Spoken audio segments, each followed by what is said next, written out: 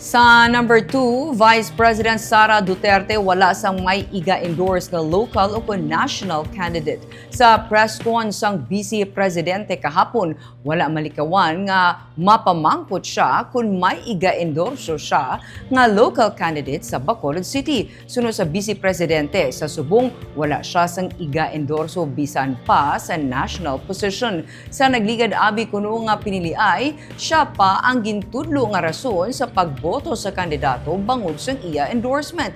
Ginapagkamaayon niya na lang nga wala anay sang iga-endorso. Dugang pa ni Duterte, yari siya sa Bacolod kahapon para suportahan ang medical mission sa mga doktor gikan sa Davao.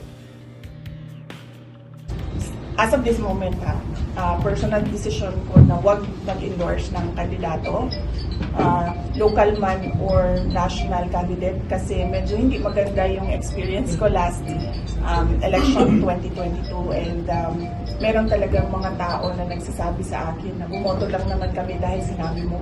So, given that